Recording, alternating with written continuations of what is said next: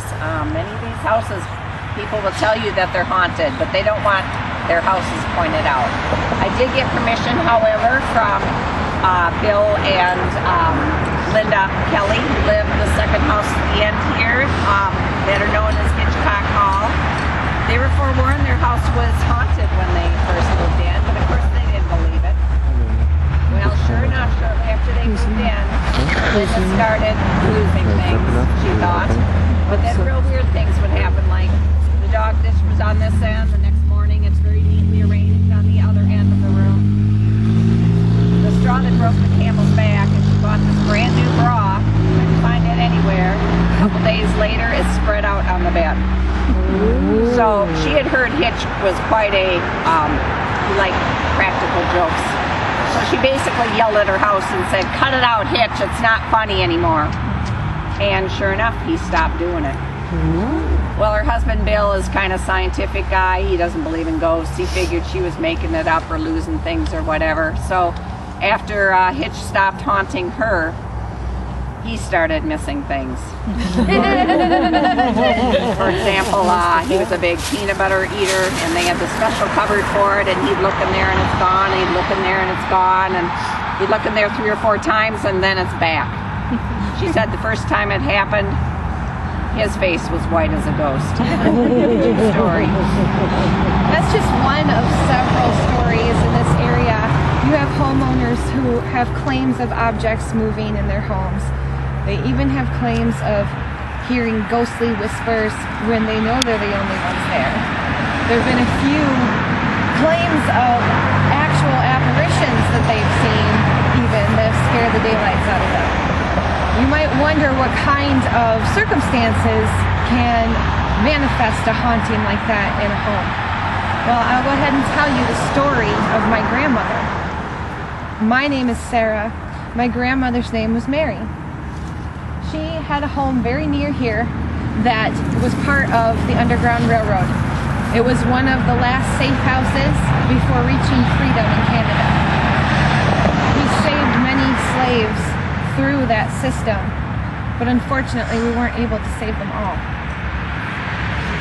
Now, do any of you believe in ghosts? Yes. Have any of you seen a ghost before? No. No? Okay, well, I'll share you a story of my own about a ghost. Now, have you ever heard of the Underground Railroad? Yes. Okay. Would one of you just explain quickly to us what the Underground Railroad was?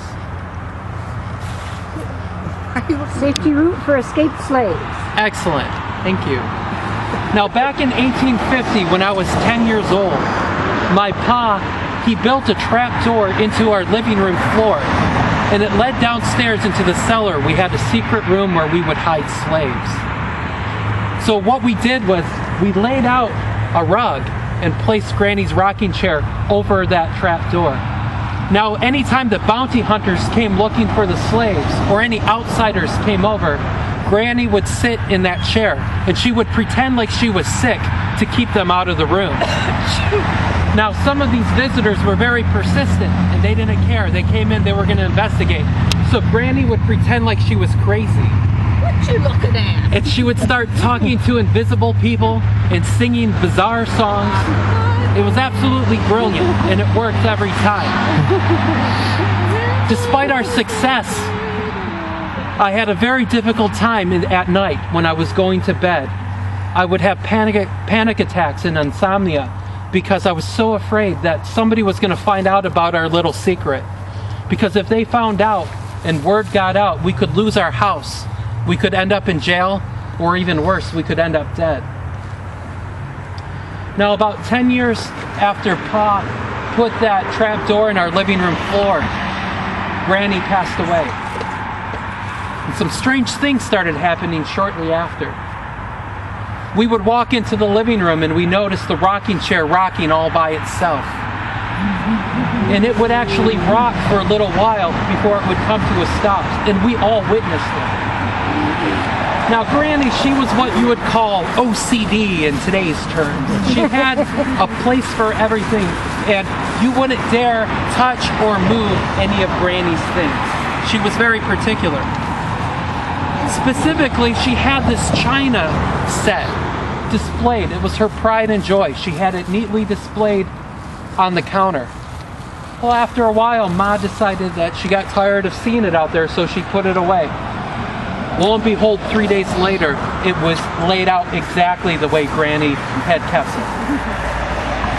Now, we weren't afraid of Granny's spirit being there with us. It was kind of comforting. Ma thought we were playing tricks on her to make her think she was crazy, but I think deep and down inside she knew it was Granny. Now, that would have been fine if that was the only thing that happened to us, but not long after that, we started feeling a sinister spirit amongst us in the house, this negative energy. Now, some of the other homes, they started reporting feeling anxiety and seeing shadow figures. They would see something move across the room out of the corner of their eye, and they would look and it would be gone. Sometimes they would look down the hallway and they could see the outline of a person standing there. And then on closer inspection, there was nothing. Now, I had a couple things happen to me myself where I would go to bed and I would feel the blanket being pulled off of me or somebody sitting at the end of the bed. Now, what we're going to do is we're going to join together and clear this energy tonight. We're going to communicate with the consciousness of the spirit and let it know that it can head on towards Canada. Now, at nighttime, they traveled and they followed the North Star, and that's the tip of the Little Dipper. And back in those days, they called it the drinking gourd. And they actually made a song called Follow the Drinking Gourd that they would sing as they were going and heading north.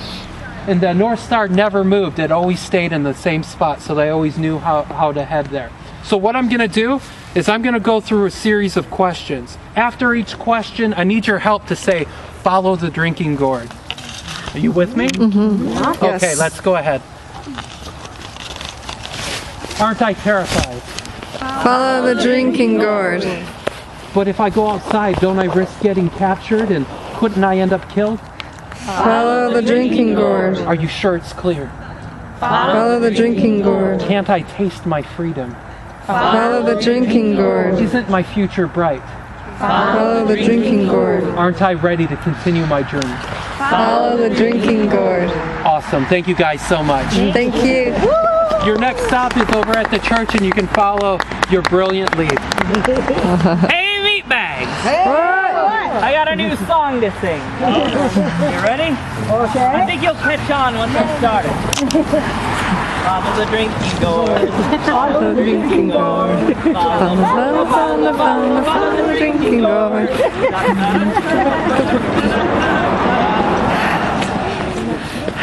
Watch your steps. Slow again. Good one. Sassy go. Right. I've heard of that.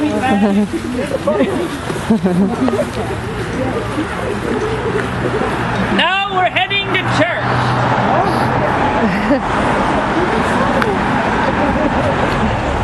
Close enough.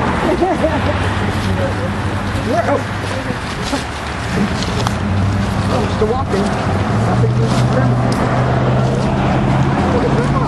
Are you there behind?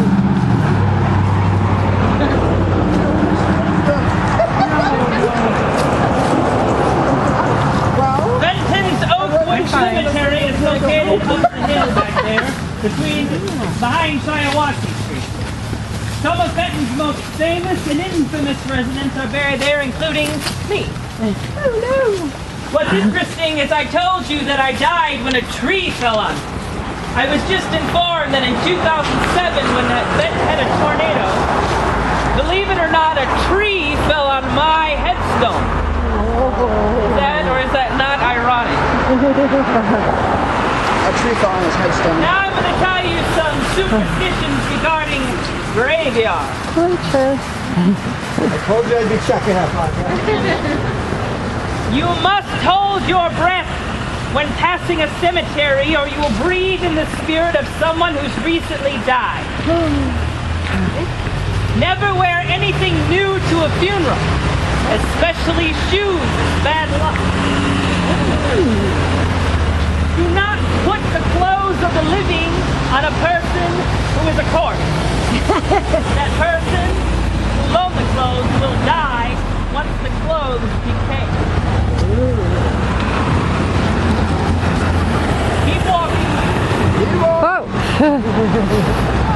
Leave up the bridge. They'll wait. Ooh.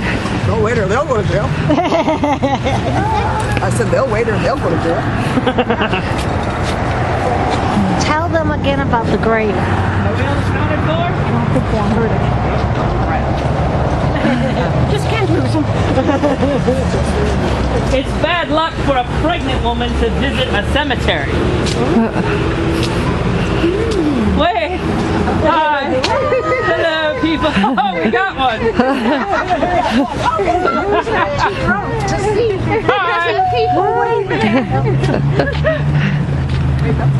A bird in a house is a sign of death. If a woman is buried in black, she will return to haunt the family. That makes sense. You will die if a dying person hits you or bites you. In order to prevent your own death, you must hit or bite them back in the same place. If anyone stumbles inside a graveyard, it is considered a bad omen. If you fall and touch the ground, you will most likely die by the end of the year. That's an Irish superstition. Although the firing of guns at a military funeral is a sign of respect, this tradition may have its roots in superstition that ringing bells and shooting guns work to scare away ghosts and spirits at the cemetery. Darling, what do you keep asking me to repeat? The cemetery story. I don't think they heard it in the back. Which one was that? About the tree falling on your headstone.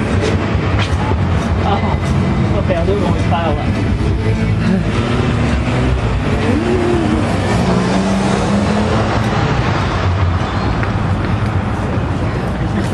We're crossing again.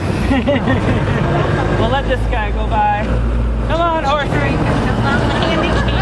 Oh, he's gonna let us.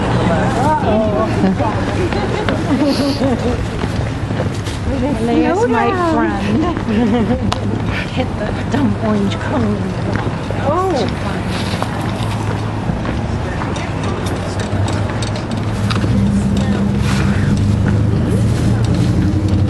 We all accounted for? Good.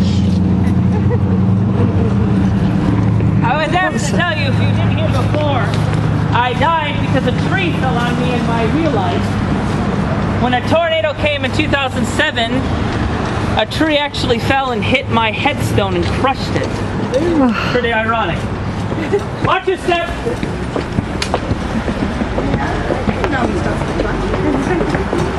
We're going to the chapel and I did. Yeah, I'm divorced now. My sister got married in this church, but they couldn't use the.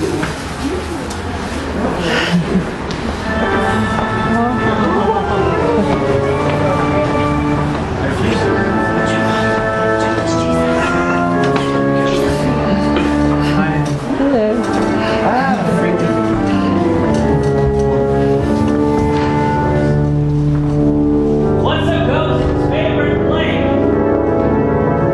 Phantom of the Opera.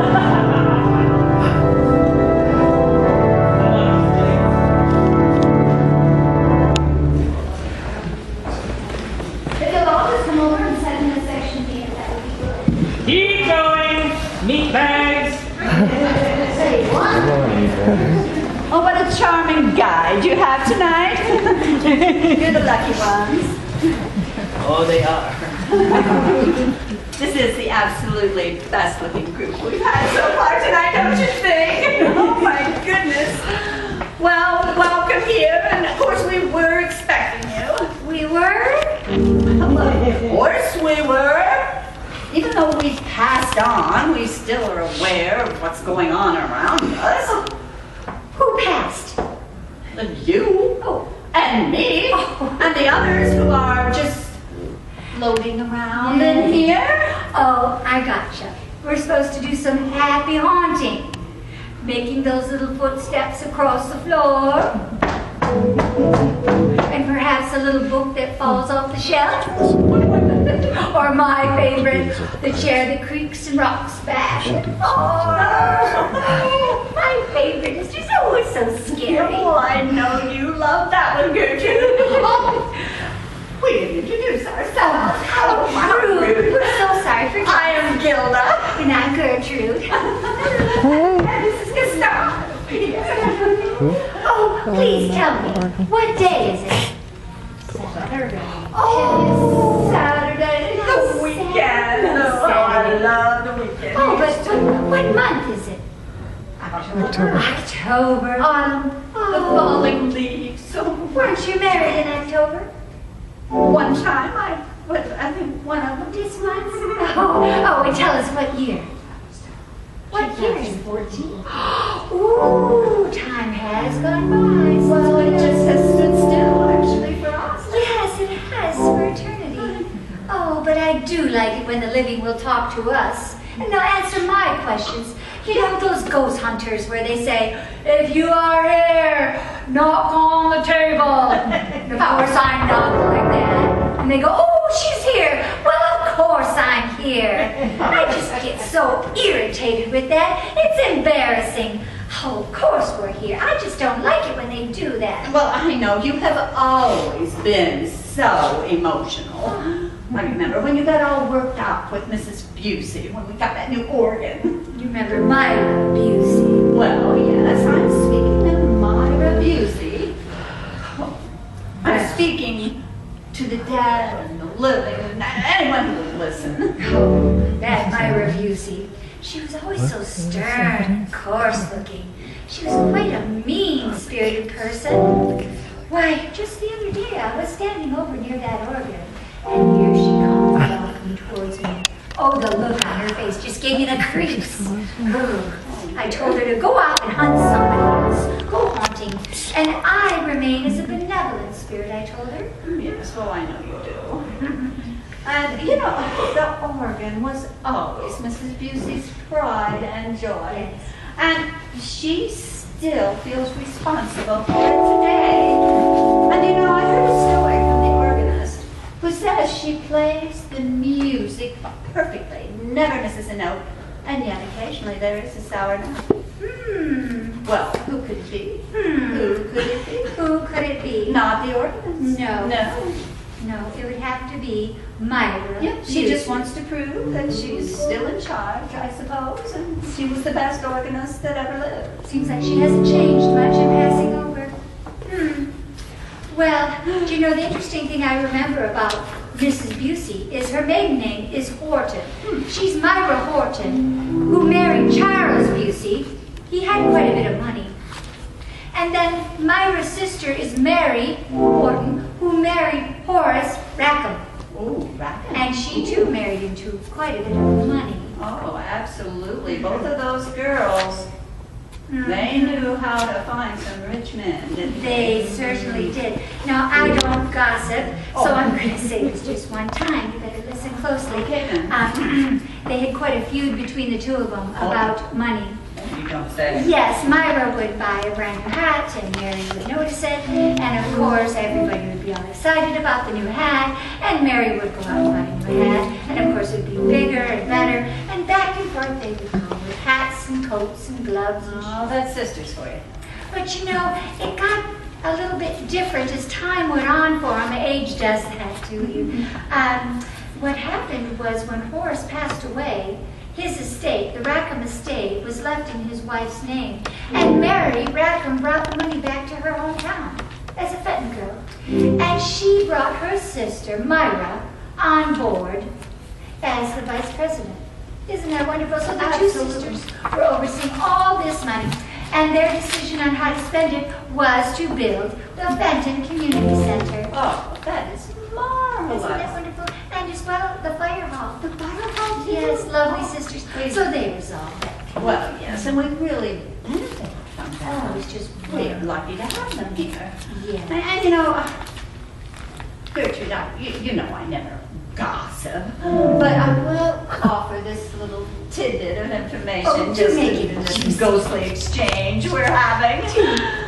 You know, Mrs. Busey always looked so stern, and it was because she had the gout. Ooh, that can be painful. I heard it was in her right toe. And you know that organ that they had, she had to use her feet and pump that organ back and forth. And it was rather painful for her to do that. So she would summon the children and have them pump the organ during the service. Of course, the children, I think, enjoyed doing it. And they never looked at her because she'd have that stern, coarse look on her face. So everybody was quite happy, I guess. Well, those were the good old days, I must say. We had a wonderful time. Oh, my. We're so glad that you were here to hear us talk about those old times. It was just wonderful that you came here to visit us tonight and just to spend this moment in time with us. Yes. So, right now, if you can go through those double doors, walk through that hallway, there'll be a room all decorated and ready for some refreshments and entertainment for you. Oh, Gilda, do you think we'll have some? Well, I think it would go right through us. You're right. Okay. Well, thank you so much. Bye. Yay. Hey, you're released.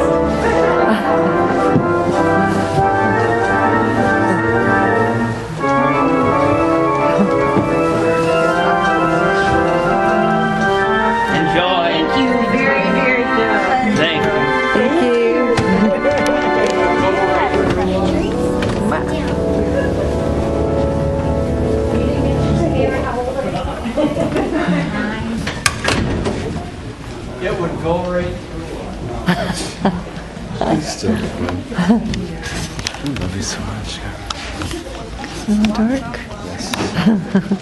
It's very dark and very adorable. What? How do I turn this on?